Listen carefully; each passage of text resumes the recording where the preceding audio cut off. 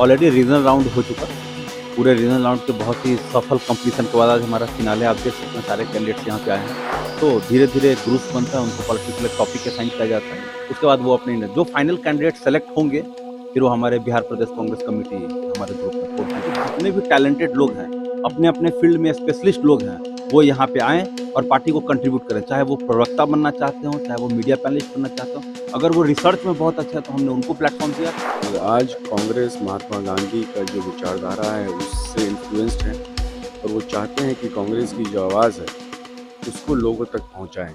नमस्कार, live city देख रहे हैं आप। बिहार के सरकार में परिवर्तन होना है और सरकार में जो मंत्रालय है उसमें भी बदलाव होने हैं, मंत्रिमंडल में बदलाव होने हैं और इसको लेकर के लगभग जो धुंध था वह भी छटने लगा है। कुल मिलाकर सीधे तौर पर समझिए कि बिहार में जो नई सरकार का गठन होना है उसको लेकर के धीरे धीरे चीजें स्पष्ट भी होने लगी है, तिथि भी स्पष्ट होने लगी है। लेकिन ये लंबे समय से चर्चा यह चल रही थी कि बिहार में विधानसभा चुनाव 2025 के बाद विपक्ष क्या कर रहा है। तो ऐसे में आपको बता दें कि एक ओर जहां एनडीए के नेता, एनडीए के घटक दल नई सरकार के को लेकर के रणनीति बना रहे हैं, नई सरकार को लेकर के रूपरेखा तैयार कर रहे हैं, वहीं दूसरी ओर कांग्रेस भी बड़ी तैयारी में है। और आपको बता दें कि आप ये तस्वीरें देखिए कि किस तरह से कांग्रेस कार्यालय में जो नेशनल टैलेंट हंट, जो आपको बता दें कि जो राष्ट्रीय एक प्रतियोगिता चलाई गई थी, इस प्रतियोगिता के माध्यम से स्पोक पर्सन है, प्रवक्ता है, रिसर्चर हैं, पब्लिसिटी कोऑर्डिनेटर, तमाम जो पद जो है वह सृजित किए जाने हैं। और इसको लेकर के ओपन पहले ही आवेदन मांगे गए थे। लाइव स्टेज की टीम ने आपको पहले भी दिखाया था कि किस तरह से आवेदन मांगे गए थे। तो अब यह अंतिम जो चरण है वहां पहुंच चुकी है और लास्ट चरण में आकर के अब क्या कुछ आज हो रही है, यह हम इनसे जानते हैं। आज क्या कुछ हो रहा है? जी नमस्ते। आज नेशनल टैलेंट हंट का आज फाइनल है। ऑलरेडी रीजनल राउंड हो चुका। पूरे रीजनल राउंड के बहुत ही सफल कंप्लीशन के बाद आज हमारा फिनाले आप देख सकते हैं, सारे कैंडिडेट्स यहाँ पे आए हैं। पहले इनका रिटन टेस्ट हुआ है, अभी जो इंटरव्यू राउंड वो जारी है।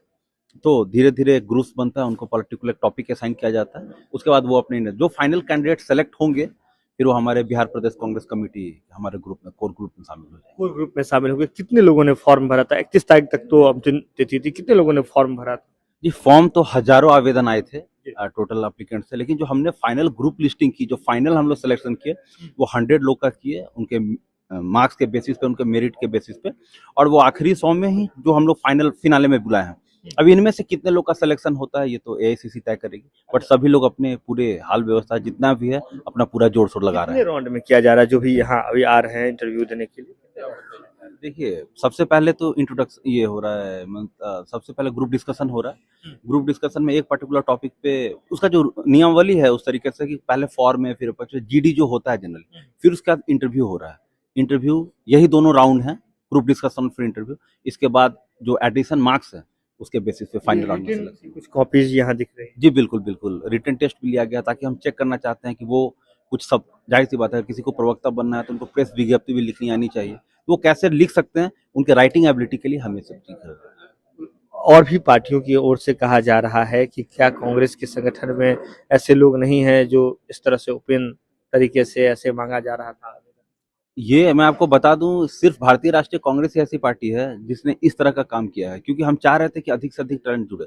चुनाव के टाइम बहुत सारे ऐसे लोग हैं जो हमसे कहते थे कि सर हमको टीवी पे आना है, हम पार्टी के लिए कुछ बोलना चाहते हैं, लेकिन उस तरह का मैकेनिज्म नहीं था। लेकिन इस तरह का चीज आज से 10 साल पहले हुआ था, फिर इसके बाद इस तरह का ओपन किया गया ताकि जितने भी टैलेंटेड लोग हैं, अपने अपने फील्ड में स्पेशलिस्ट लोग हैं, वो यहाँ पे आएँ और पार्टी को कंट्रीब्यूट करें। चाहे वो प्रवक्ता बनना चाहते हो, चाहे वो मीडिया पैनलिस्ट बनना चाहते हो, अगर वो रिसर्च में बहुत अच्छा है तो हमने उनको प्लेटफॉर्म दिया।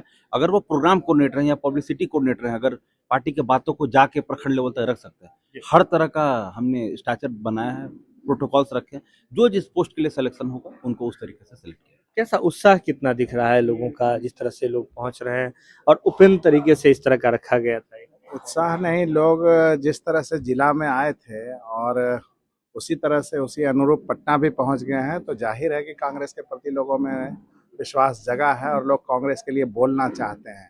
तो हम लोगों की आवाज़ बनने के लिए जब इतनी संख्या में लोग पटना पहुंच रहे हैं तो जाहिर है कि हमारी आवाज़ आम जनता तक पहुंच रही है। ऋषि जी, जिस तरह से कांग्रेस के इनोवेशंस बहुत तरह के दिखते हैं, अलग अलग तरह से, आप ये कांग्रेस संभवतः पहली पार्टी है जो इस तरह से ओपन फोरम पर एक कंपटीशन कराती है, लोगों को प्रवक्ता बनने के लिए आमंत्रित करती है। कोई भी यहाँ आकर के आराम से बन सकता है। लेकिन जनता का विश्वास जीतने में कहीं ना कहीं वोट में टर्न नहीं हो पाता है, क्योंकि पॉलिटिकल पार्टी का तो ओवरऑल काम वोट पे ही है। देखिए ऐसा है, जो लोग आए हैं ये लोग कौन है? आम लोग ही हैं। वो आज कांग्रेस महात्मा गांधी का जो विचारधारा है उससे इन्फ्लुएंस्ड हैं और वो चाहते हैं कि कांग्रेस की जो आवाज़ है उसको लोगों तक पहुंचाएं। हो क्या रहा है उसमें आप लोग भी कहीं ना कहीं वो है दोषी हैं। हर एक ब्लेम आप लोग कांग्रेस पार्टी पे डाल देते हैं। भारतीय जनता पार्टी झूठे लोग, नकली लोग, नकली राष्ट्रवादी लोग, ये लोग जब बोलते हैं वो चलता है। तो उसको काउंटर करने के लिए कांग्रेस पार्टी ने, अशित ने, कांग्रेस पार्टी के अभय दुबे जी ने, सेंट्रल कांग्रेस लीडरशिप ने फैसला किया कि जो लोग सही मायने में कांग्रेस की विचारधारा से इन्फ्लुएंस्ड हैं, महात्मा गांधी, राहुल गांधी को मानने को तैयार हैं, वो लोग स्वतः आए और उनका इंटरव्यू हो रहा है। और हमको विश्वास मानिए, जब ये लोग बोलेंगे, दिखेंगे, तो लोग भी इन्फ्लुएंस होंगे। और आप लोग से आग्रह है कि इन लोगों को जरूर दिखाइएगा। एक और जहां बिहार में नए सरकार के गठन की तैयारी चल रही है, एनडीए के लोग सरकार बनाने की जुगत में लगे हुए हैं और जिस तरह से नए सरकार का रूपरेखा तैयार, और दूसरी ओर आप लोग प्रवक्ता, पैनलिस्ट ये बनाने में लगे हुए हैं। नई सरकार जो बन रही है, अफसोस की बात है, नकली सरकार है ये। ब्लैक डे होगा इस दिन, जिस दिन भारतीय जनता पार्टी का मुख्यमंत्री शपथ लेगा। बिहार राज्य के लिए ब्लैक डे, काला दिन होगा। जेपी की धरती है, कर्पूरी ठाकुर की धरती है। आज तक भाजपा का मुख्यमंत्री बिहार में नहीं हुआ था। जनता दल यू और जो अभी हमारे माननीय मुख्यमंत्री जी हैं, इनको माफी मांगनी चाहिए बिहार वासियों से कि धोखे से भाजपा का मुख्यमंत्री बना रहे हैं। एक चीज उनसे, जनता दल यू वाले से पूछिएगा जरूर, 2005 से आज तक 21 साल में मुख्यमंत्री जी ने शिक्षा विभाग आज तक भाजपा को नहीं दिया।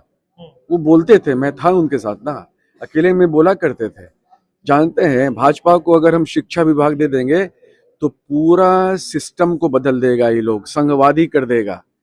आप शिक्षा विभाग देने को तैयार नहीं हुए और क्या ऐसा हुआ कि पूरा सत्ता सौंप के जा रहे हैं। इसलिए जिस दिन भारतीय जनता पार्टी का मुख्यमंत्री होगा बिहार में, काला दिन होगा बिहार के लिए, काला दिन होगा बिहार के लिए। ये तौर पर समझिए, कांग्रेस की ओर से अलग अलग तरह की चीजें भी कही जा रही है और जिस तरह से बिहार में अब नए सरकार का गठन होना है, इससे बीच में आपको बता दें कि नेशनल टैलेंट हंट जो है वह कांग्रेस की ओर से की जा रही है और कांग्रेस का सीधे तौर पर मानना है कि ऐसे में जो आम लोग हैं वह इस कंपटीशन के माध्यम से पैनलिस्ट बनेंगे, रिसर्चर बनेंगे, मीडिया कोऑर्डिनेटर बनेंगे। और साथ ही यह भी कह रहे हैं, कांग्रेस की ओर से कहा जा रहा है कि जिस दिन बीजेपी का बिहार में सीएम शपथ लेगा वह दिन बिहार के लिए काला दिवस होगा।